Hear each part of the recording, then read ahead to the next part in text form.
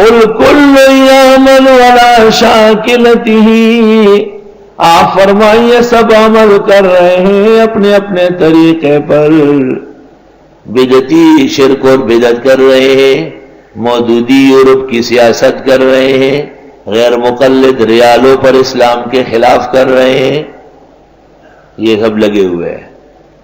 طاہر القادری اور ڈاکٹر اسرار اپنی باتیں منوانا چاہتے ہیں، علماء کی تائید ان کو حاصل نہیں۔ قل کل یعمل علی شاکلتہ، آپ فرمائیے ہر ایک عمل کر رہا ہے اپنے اپنے ڈھب پہ۔ فربکم اعلم، پس تمہارا رب جانتے ہیں، بمن ان کو، هو اہدی سبیلا، جو زیادہ ہدایت والے ہیں راستے میں۔ یہ کیسے پتہ چلے گا کہ ہم اہل حق ہیں؟ دو باتیں اس سلسلے میں یاد رکھو۔ ایک تو ہمیں قرآن اور نبی کی پوری زندگی سے اتفاق ہے، قرآن اور نبی کی پوری زندگی سے ہمیں اتفاق ہے، اور دوسرے آج تک دین لے کے آنے والوں سے ہمیں مکمل اتفاق ہے۔ یہ دلیل ہے۔ تمام گمراہوں سے پوچھو تو ان کا کوئی استاذ نہیں، ان کا شیخ نہیں، ان کا سلسلہ نہیں ہے۔ امت محمدیہ کا یہ شرف ہے کہ 1.25 لاکھ رجال، وہ 1,25,000 افراد جنہوں نے احادیث رسول نقل کی، ان کے شجر نسب، ان کے اب اور جد، ان کے قوم قبیلے، ان کی اولاد اور نسل، ان کی شناخت و پہچان سب موجود۔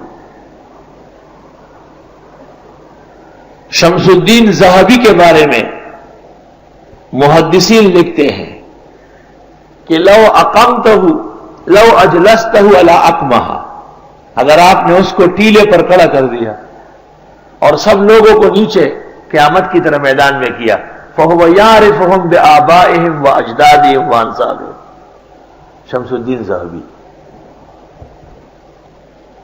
جو رجال کا سپہ سالار ہے، میزان الاعتدال فی نقد الرجال، سیر و اعلام النبلاء تقریباً 40 جلدوں میں، تاریخ اسلام تقریباً 75 جلدوں میں آ گئی۔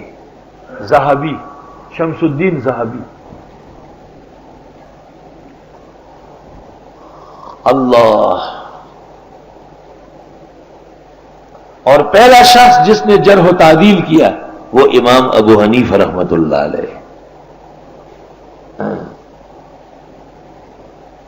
کہ آپ نے جہم ابن صفوان کو کہا تھا اخرج عنی یا کافر، اور اس کے علاوہ بھی گمراہوں۔ جہم ابن صفوان 132 میں اس کی تحریک سرگرم تھی، اور یہ اللہ کا مذاق اڑاتا تھا، خداوند تعالیٰ کی صفات کا منکر تھا۔ تو یہ علماء سے بحث نہیں کرتے تھے کیونکہ یہ بہت غلیظ الکلام تھا۔ تو یہ احواز کے بادشاہ کے پاس چلا گیا، احواز ایران کا شہر مشہور، اس کو بتایا کہ میں ایسا ہوں ایسا ہوں۔ تو انہوں نے کہا کہ اس وقت بڑا عالم کون ہے؟ کہا کہ امام ابو حنیفہ۔ کہا اس سے بات نہیں کی؟ تو میں اس کے پاس گیا تو اس نے مجھ سے باتیں کی، اور پھر اخیر میں کہا کہ اخرج عنی یا کافر، نکلو یہاں سے کہیں کا کافر۔ تو احواز کے بادشاہ نے کہا کہ اچھا، ابو حنیفہ نے آپ کو کافر کہا ہے اور آپ ابھی تک زندہ ہے؟ اس نے جلاد بلایا، کہا آپ یہ بھی ذبح کرو اس کو۔ اس نے ذبح کر دیا دربار۔ کہا ابو حنیفہ کسی کو کافر کہیں گے؟ اس نے کہا ہے، میں حیران ہوں کہ تم زندہ ہو، صبر کرو گا۔ امام ابو حنیفہ کو ایسا شرف حاصل ہے کہ بادشاہ عرب و عجم ان کی اطاعت کرتے تھے۔ تو جرح و تعدیل کا علم حقیقت میں امام ابو حنیفہ اور ان کے شاگردوں نے ایجاد کیا ہے۔